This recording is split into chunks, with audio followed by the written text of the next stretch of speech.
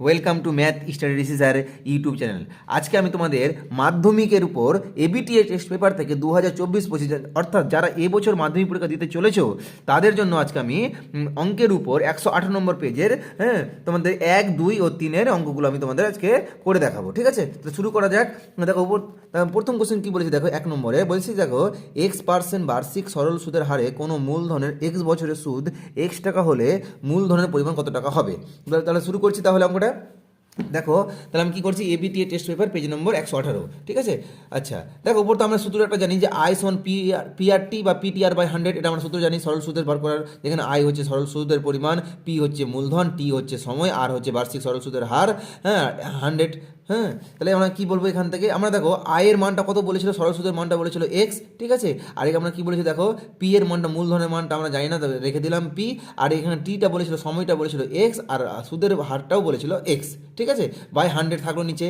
এবার আমরা কি করবো, এই এক্স আর এই এক্স এটা কেটে দিব, তাহলে এ এক্স এক্স এটা কেটে দিলে এখানে থাকবে 1, আর এখানে পড়ে থাকবে পি ইন্টু এক্স, আর নিচে হয়ে যাবে 100। ব্যাস হয়ে গেল, তো 1 = পি এক্স বাই 100। এখান থেকে কী করবো আমরা, এখান থেকে আমরা পি এর মানটা বের করবো। তো পি এর মানটা যদি বার করি তো পি সমান হয়ে যাবে এক্স বাই 100, যেটা কিনা আমাদের option C is the right answer. ঠিক আছে, তাহলে হয়ে গেল এটা আমাদের 1 নম্বর কোশ্চেন। আচ্ছা 2 নম্বর কোশ্চেন আমরা কি করবো দেখো, 2 নম্বর কোশ্চেন বলেছিল দেখো যে 2 নম্বর কোশ্চেন বলেছে দেখো যে দ্বিঘাত সমীকরণের বীজদ্বয় 3 এবং 4 হলে সেই সমীকরণটি কত। মানে একটা তোমার দ্বিঘাত সমীকরণ বার করতে হবে, যে সমীকরণটার দুটো বীজ বলে দেওয়া আছে 3 and 4, তাহলে সমীকরণটা কত। তো আমরা জানি যে সেই সমীকরণটা কি করে পাবো, আমরা জানি যে সেই সমীকরণটা হচ্ছে x² মাইনাস বীজদ্বয়ের যোগফল ইন্টু এক্স প্লাস বীজদ্বয়ের গুণফল ইকুয়ালস টু 0। ব্যাস এটা হচ্ছে তার ফর্মুলা। এবার আমরা জানি যে x² মাইনাস বীজদ্বয়ের যোগফল, বীজদ্বয় দুটি কি ছিল, একটা ছিল 3 ছিল, একটা ছিল 4 ছিল। তাহলে আমরা কি করবো, এই 3 আর 4কে তাহলে যোগ করে দেবো। তাহলে 3 + 4 ইন্টু এক্স প্লাস বীজদ্বয়ের গুণফল 3 × 4 = 0। ব্যাস এবার জাস্ট কি করবো, আমরা ক্যালকুলেশন করবো। যদি ক্যালকুলেশন করি তো কত হয়ে যাচ্ছে, x² আর 3 + 4 মানে 7x প্লাস হয়ে যাবে 3 × 4 মানে 12, মানে x² মানে 7x + 12 = 0, যেটার option A is the right answer. ব্যাস হয়ে গেল, তাহলে আমাদের 2 নম্বর কোশ্চেন হয়ে গেল। ঠিক আছে, এবার আমরা দেখবো 1-3 নম্বর কোশ্চেন। 1-3 নম্বর কোশ্চেন কি বলেছে দেখো, বলেছে দেখো 2a = যদি 3b = 4c হলে a:b:c কত হবে। ঠিক আছে, তাহলে আমরা শুরু করছি তাহলে অঙ্কটি। তাহলে আমরা আবার যদি সরি করে প্রথমে আমরা লিখে নিচ্ছি যে 2a = 3b = 4c দেওয়া ছিল, এটাকে আমরা ধরে নিলাম সমান কে, এটা ধরে নিলাম, সবটা সমান মান ধরে নিলাম আমরা কে। ঠিক আছে, তাহলে আমরা কি পাবো এখান থেকে, তাহলে আমরা পেয়ে যাচ্ছি যে 2a সমান কে পাবো, 3b সমান কে পাবো, 4c সমান কে পাবো। ব্যাস পেয়ে গেছি। ঠিক আছে, পেয়ে গেলাম। আমরা কি করবো, এখান থেকে প্রত্যেকটা এ এর মান বের করবো। এখান থেকে তাহলে এ এর মান কত হয়ে যাবে, এখানে হয়ে যাবে k/2, এখান থেকে বি এর মান বের করবো k/3, এখান থেকে সি এর মান বের করবো k/4। ব্যাস হয়ে গেল। এবার আমাদের a:b:c এর মান বের করতে বলেছিল, জাস্ট আমরা a:b:c লিখে দিলাম। এবার আমি প্রত্যেকটার মান জানি, এ এর মান হচ্ছে k/2, বি এর মান হচ্ছে k/3, সি এর মান হচ্ছে k/4, জাস্ট আমি বসিয়ে দিলাম, হয়ে গেল। তাহলে উপর থেকে তাহলে কে কে কে কেটে যাবে, কেটে গেল, অনুপাতে যেহেতু আছে তাহলে কে কে কে কেটে যাবে, আর নিচে কত থাকলো তাহলে 1/2, 1/3, 1/4। ঠিক আছে, এবার আমরা কি করবো, এই নিচেরগুলোর কি করবো, লসাগু করে দেবো। 2, 3, 4 লসাগু করে দেবো। যদি 2, 3, 4 যদি লসাগু করি তাহলে লসাগু হয়ে যাবে 12। ব্যাস 12 যদি হয়ে গেল, আমরা কি করবো, এই 12 দিয়ে এখানেও গুণ করে দেবো। 1/2 × 12, 1/3 × 12, 1/4 × 12। ব্যাস হয়ে গেল। তাহলে কত হয়ে যাবে, 1/2 × 2 যদি কাটাকাটি করি, 2 × 12 যদি কাটাকাটি করি তাহলে 6 হয়ে যাবে। এটা একরকমভাবে 4 হয়ে যাবে, এটা একরকম 3 হয়ে যাবে। তাহলে 6:4:3, তাহলে option D is the right answer. হয়ে গেল 1-3 নম্বর কোশ্চেন। দেখো নেক্সট 4 নম্বর কোশ্চেন কি বলেছে, এক্স সমানুপাতিক যদি ওয়াই হয় তখন কোনটা হবে। x² সমানুপাতিক y3, x³ সমানুপাতিক y3, y² x সমানুপাতিক y3, ডি হচ্ছে x² সমানুপাতিক y²। ঠিক আছে, তাহলে অঙ্কটা আমরা কীভাবে করবো, দেখো প্রথমে দেওয়া আছে x সমানুপাতিক y। ঠিক আছে, ব্যাস এটা দেওয়া আছে। আমরা এখন কি জানি, যে সমানুপাতিক চিহ্ন উঠে হলে কী হয়ে যাবে, সমান = k হয়ে যাবে, যেখানে কেটা হচ্ছে অশূন্য ভেদ ধ্রুবক। ঠিক আছে, তাহলে x = ky। ঠিক আছে, এবার আমরা কি করবো, বই পক্ষে বর্গ করে দেবো। বর্গ করলে কি হয়ে যাবে, x² = k² y² হয়ে যাবে। ঠিক আছে, তাহলে k² y² হয়ে গেল। আবার আমরা কি জানি, এই সমান আর k² উঠে গেলে আমরা কি বলতে পারবো, x² = y², যেটা আমাদের option D is the right answer. ঠিক আছে, x² সমানুপাতিক y², এটা হচ্ছে আমাদের সঠিক অ্যান্সার। ঠিক আছে, তাহলে নেক্সট আমাদের 5 নম্বর অঙ্কটা কি হবে, দেখো 5 নম্বর অঙ্কটা কি বলেছে, যে 1 রেডিয়ান পরিমিত কোণটি হবে একটি কি হয়ে যাবে, সেই হয়ে যাবে একটি হয়ে যাবে কি হয়ে যাবে, সেটি হয়ে যাবে তাহলে সূক্ষ্মকোণ। 1 রেডিয়ান পরিমিত কোণটি হয়ে যাবে একটি সূক্ষ্মকোণ। Option A is the right answer. ঠিক আছে, আচ্ছা যাই হোক, তাহলে এবারে কোশ্চেন নম্বর 6 কি বলেছে, √125 থেকে √5 বিয়োগ করলে বিয়োগ ফল কত হবে। ঠিক আছে, √80, √120, √100 ডি কোনোটি নয়। ঠিক আছে, তাহলে 6 নম্বর অঙ্কটি আমাদের খুব ইম্পর্টেন্ট, অঙ্কটা তাহলে করা যাক। আচ্ছা, তাহলে 6 নম্বর অঙ্ক শুরু করছি। তার আগে আমি 5 নম্বরটা কি বললাম উত্তরটা দেখে নিই, যে 1 রেডিয়ান পরিমিত কোণটি হবে সূক্ষ্মকোণ। Option A is the right answer. আচ্ছা, এবার দেখো √125 মাইনাস √5। ঠিক আছে, √125 কি বলতে পারি, √125 আমরা বলতে পারি 5 আকারে লিখতে পারি। দেখো লিখে দিয়েছি, আর √5 থাকলো। আমরা এখন কি করব, যেহেতু এই রুটের ভিতরে দুটো 5 আছে, তাহলে একটা 5 তাহলে বাইরে চলে আসবে, তাহলে একটা 5 বাইরে চলে আসলো, আর একটা 5 থেকে গেল, মাইনাস √5 থেকে গেল, যে এটা এই পোর্শনটা থেকে গেল। ব্যাস, এবারে আমরা কি করবো, এখান থেকে তাহলে √5 কমন নিব। এই যদি √5 কমন নিই তাহলে কত হয়ে যাবে, √5 যদি কমন নিই তাহলে থাকবে ভিতরে এখানকার 5 পড়ে থাকবে, আর এখানকার 1 পড়ে থাকবে। তাহলে √5 ইন্টু 5 মাইনাস 1, তাহলে কত হয়ে যাচ্ছে 4√5। ব্যাস 4√5 বা 5√5 ইন্টু 4 একই ব্যাপার। এবার আমরা কি করবো, এই 4টাকে আমরা রুটের ভিতরে ঢুকিয়ে দিব। তো ঢুকালে কি হয়ে যাবে, যেহেতু রুট ছাড়া আছে, তাহলে রুটের ভিতরে ঢুকলে কি ডবল হয়ে ঢুকবে, তাহলে 4 ইন্টু 4 ইন্টু 5 হয়ে গেল। তাহলে এই 4টাকে তাহলে রুটের ভিতরে ডবল হয়ে ঢুকবে, তাহলে 4 ইন্টু 4, আর একটা ভিতরে 5 ছিল, তো 5টা থেকে গেল। এর কত হয়ে যাবে, 4 4 16, 16 5 80, মানে √80 হচ্ছে আমাদের সঠিক অ্যান্সার, মানে option A is the right answer. ঠিক আছে, নেক্সট 2 নম্বর অঙ্ক কি বলেছে, শূন্যস্থান পূরণ করো।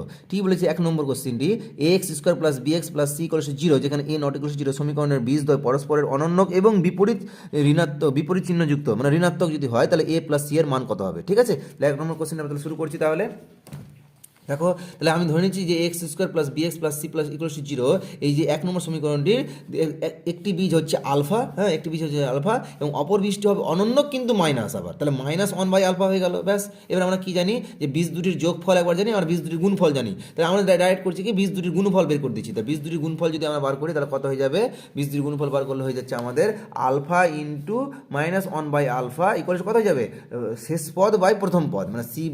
ব্যাস c/a হয়ে গেল। ব্যাস, এখান থেকে কাটাকাটি করি, তাহলে কত হয়েছে 1, তাহলে হয়েছে এখানে c/a, তাহলে এইদিকে হয়ে যাচ্ছে, বাম দিকে হয়ে যাচ্ছে -1 ইকুয়াল টু c/a, মানে জাস্ট আমরা বজ্র গুণন করে দেবো। হ্যাঁ, ক্রস মাল্টিপ্লাই করলে কত হয়ে যাচ্ছে, এটা হয়ে যাচ্ছে c ইকুয়াল টু -a বা -a ইকুয়াল টু c, যে কোনো একটা বললেই বলা যায়। হ্যাঁ, c ইকুয়াল টু -a, ব্যাস হয়ে গেল। এবার আমরা কি করবো, এটা নদীর এক পারে নিয়ে চলে আসবো, এটা কত হয়ে যাবে, তাহলে c + a বা a + c ইকুয়াল টু 0। ব্যাস, a + c ইকুয়াল 0। তাহলে আমাদের a + c এর মান কত বলেছিল, a + c এর মান কত হবে, তাহলে আমাদের a + c এর মান হয়ে যাবে 0। ব্যাস হয়ে গেল, a + c ইকুয়াল টু 0 হবে, তাহলে আমাদের শূন্যস্থান জায়গাতে হবে 0 অ্যান্সার। ঠিক আছে, নেক্সট 2 নম্বর কোশ্চেন কি বলেছে, 2 এর 2 নম্বর কি বলেছে, অর্ধবৃত্তস্থ কোণ ড্যাশ। অর্ধবৃত্তস্থ কোণ কি হবে, অর্ধবৃত্তস্থ কোণ একটি এক সমকোণ, মানে এটা হয়ে যাবে 90 ডিগ্রি। অর্ধবৃত্তস্থ কোণের মান হয়ে যাবে 90 ডিগ্রি। ব্যাস হয়ে গেল। আচ্ছা, √3 - 5 এর অনুবন্ধীকরণে কত হয়ে যাবে, √3 - 5 এর অনুবন্ধীকরণে কত হয়ে যাবে, দেখো আমরা কি জানি যে রুটের মধ্যে যেটা থাকবে সেটাই মাইনাসটা চেঞ্জ হয়ে যাবে, তাহলে √3 - 5। আচ্ছা, অর্ধবৃত্তস্থ কোণের মান হচ্ছে এক সমকোণ বা 90 ডিগ্রি। ব্যাস হয়ে গেল।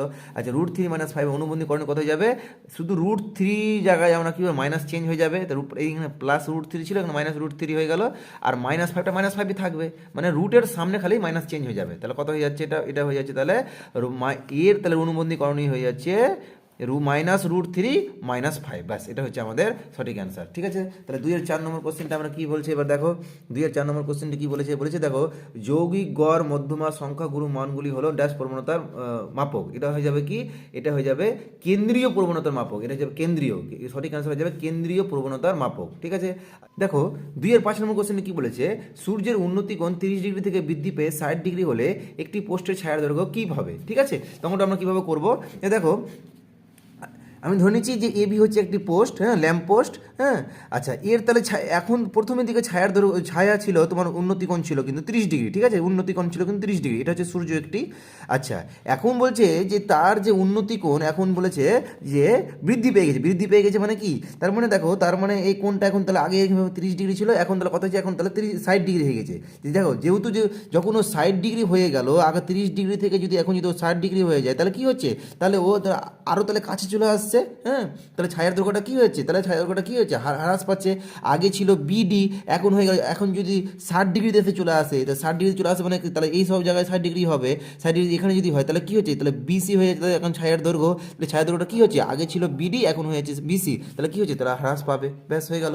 আচ্ছা নেক্সট হচ্ছে আমাদের 5 দাগের অঙ্কটা কী বলেছে, এই 6 দাগের অঙ্কটা কী বলেছে, একটি নিরেট গোলককে গলিয়ে একটি নিরেট লম্ববৃত্তাকার চোঙ তৈরি করা হলে গোলক ও চোঙের আয়তন কত হবে। আচ্ছা এটা কিন্তু যেহেতু ওই তোমার নিরেট গোলককে গলিয়েই তোমার হচ্ছে একটা চোঙ, লম্ববৃত্তাকার চোঙ তৈরি হচ্ছে, তাহলে গোলক ও চোঙের আয়তন কিন্তু এখানে সমান হবে, ঠিক আছে, তাহলে এখানে হয়ে যাবে সমান, তোমার কী হয়ে যাবে, তাহলে এখানে হয়ে যাবে তোমার সমান, ঠিক আছে, তাহলে 2-6 নম্বর উত্তর হয়ে যাবে সমান হবে, বুঝা গেছে।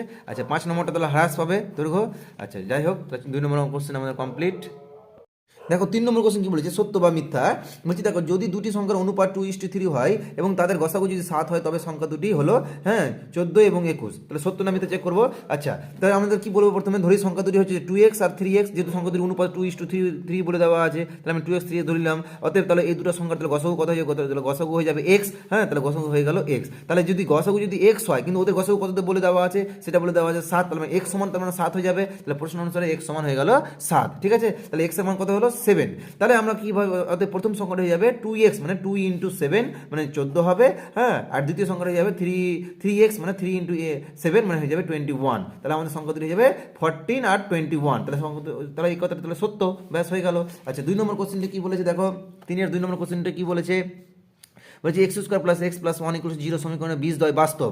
আচ্ছা তাহলে এই সমীকরণটা বীজদ্বয় বাস্তব, তাহলে আমরা নিরূপকটা চেক করবো, ঠিক আছে, যদি নিরূপক চেক করি তাহলে x² + x + 1 = 0 যদি হয়, তাহলে এই সমীকরণ নিরূপকটা কত হয়ে যাবে, b² - 4ac, আমরা b² - 4ac আমি চেক করবো, এখানে b এর মান হচ্ছে 1, ঠিক আছে, আর এখানে a এর মান হচ্ছে 1, কিছু না মানে 1, আর c এর মান হচ্ছে 1, তাহলে b² - 4ac মানে b এর মান হচ্ছে 1² - 4 × 1 × 1, মানে এখানে b এরও মান 1, হ্যাঁ, a এরও মান 1, c এরও মান 1, তাহলে আমার কথা হচ্ছে 1 - 4 মানে -3 মানে <0, তাই হয়ে যাবে এর নিরূপকটা যেহেতু <0, তাই সবটা বীজ হয়ে যাবে অবাস্তব, ঠিক আছে, তো বীজগুলো হয়ে যাবে অবাস্তব, তো এটা কি হয়ে যাবে, এটা হয়ে যাবে মিথ্যা, যেহেতু ওরা বলছিল বাস্তব, এটা তো বাস্তব হবে না, এটা হয়ে যাবে অবাস্তব, ব্যাস। নেক্সট অঙ্ক আমরা কি দেখবো, 3 নম্বর কোশ্চেনটা কি বলেছে দেখো, দেখো কি বলছি, একটি ঘনকের প্রতিটি বাহুর দৈর্ঘ্য দ্বিগুণ হলে ঘনকটির আয়তন প্রথম ঘনকের 4 গুণ হবে, অঙ্কটি খুব ইম্পর্টেন্ট, হ্যাঁ। আচ্ছা শুরু করছি তাহলে। আচ্ছা ধরে নিচ্ছি যে প্রথম ক্ষেত্রে ঘনকের বাহুর দৈর্ঘ্য হচ্ছে a একক, তাহলে এখন তাহলে আয়তন কত হয়ে যাবে, তাহলে ঘনকের আয়তন হয়ে যাবে a³ ঘন একক, ব্যাস a³ ঘন একক হয়ে গেল।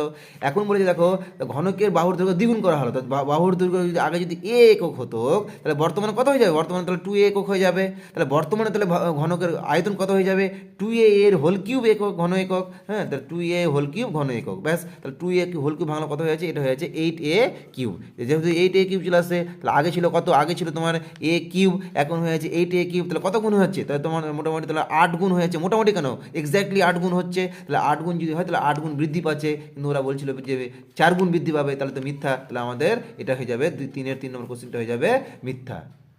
দেখো 4 নম্বর কোশ্চেনটা কি বলেছে, দেখো AB অনুপাত c², হ্যাঁ, BC অনুপাত a² এবং CA অনুপাত b² এর যৌগিক অনুপাতটি বলেছে 1:1, ঠিক আছে, তাহলে আমরা চেক করি তাহলে 1:1 হচ্ছে কিনা, ঠিক আছে, তাহলে যৌগিক অনুপাত আমরা কী করে করবো, দেখো প্রথমে আমরা কী করবো, প্রত্যেকটা 3টা অনুপাত কিন্তু লিখে নিলাম, ঠিক আছে, লিখে নিলাম।